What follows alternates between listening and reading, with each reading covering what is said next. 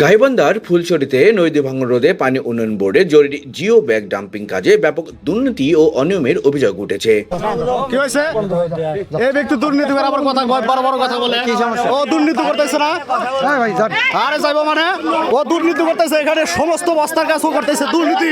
শুক্রবার 10 জুলাই ফুলছড়ির পালাশী ঘাটের দক্ষিণ পাশে আকস্মিক পরিদর্শনে যান স্থানীয় সংসদ সদস্য মোহাম্মদ আব্দুল ওয়ারিস। নদী ভাঙন শুরু হয়েছে সরকার উদ্যোগ নিয়েছে। আমি আমাদের দাবি একটাই যে এখানে বালু তোলা বন্ধ করতে হবে। হ্যাঁ, বালু বন্ধ করতে, ঠিক আছে। আমি বলেছি, প্লিজ শুনেন। কাজী আমি ওসিকে বলেছি, ইউএনকে বলেছি, পুলিশ মহোদয় আছেন, যারা অন্যায় বালু তুলবে অবশ্যই অতীতে অ্যারেস্ট করেছে বা সাকারা ফুলছড়ি ইউএনও সাহেব, ওসি সাহেব অ্যারেস্ট করেছে। এখন আপনারা সংবাদ দেবেন, তাকে বেশি সহ ধরে রাখবেন, থানায় সংবাদ দিয়ে অ্যারেস্ট করে নিয়ে যাবেন। ইনশাআল্লাহ পারবেন তো? ইনশাআল্লাহ। হ্যাঁ, সোনা ফানার ভয় করে আপনারা লাঠি নিয়ে যাবেন। যারা চুরি টাকা সন্ত্রাসী করতে তারা লাঠি নিয়ে ঐক্যবদ্ধভাবে তাকে প্রতিরোধ করবেন, পুলিশ আপনাদের সহায়তা করবে। এ সময় তিনি জিও ব্যাগের নিম্নমান, বালুর অপর্যাপ্ত এফএম ও ওজনে ব্যাপক গরমিল পান।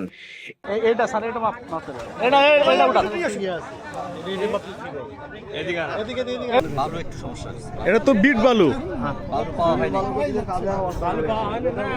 দেওয়ার কথা, মোটা বালু দিচ্ছে বিট বালু।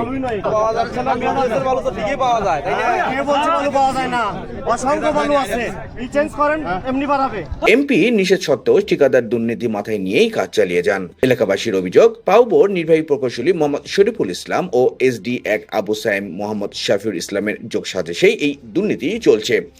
নিম্নমানের কাজের প্রতিবাদ করলেও ঠিকাদাররা উল্টো স্থানীয়দের হুমকি দিচ্ছেন। এখানে বস্তার কোয়ালিটি ভালো না, আর বস্তা খুবই কম, 27 কেজি কম পাওয়া গেল।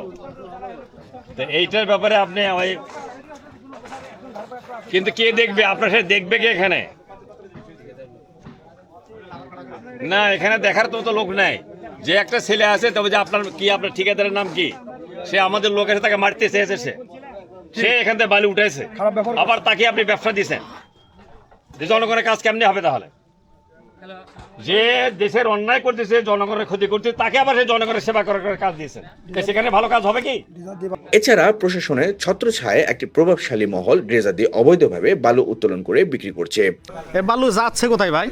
ড্রাইভারকে ভাই, বালু কই যায়? হ্যাঁ, বালু কই যায়?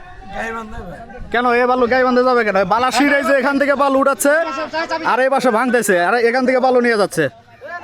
প্রকল্পস্থলে কোনো সাইনবোর্ডও নেই এবং অভিযুক্ত কর্মকর্তারা এই বিষয়ে কোনো মন্তব্য করেননি। ভাঙন আতঙ্কে থাকা ভুক্তভোগীরা অবিলম্বে দুর্নীতিবাজ কর্মকর্তা ও ঠিকাদারের বিরুদ্ধে শাস্তিমূলক ব্যবস্থা গ্রহণ সহ শিডিউল অনুযায়ী কাজ বাস্তবায়নের জোর দাবি জানিয়েছেন।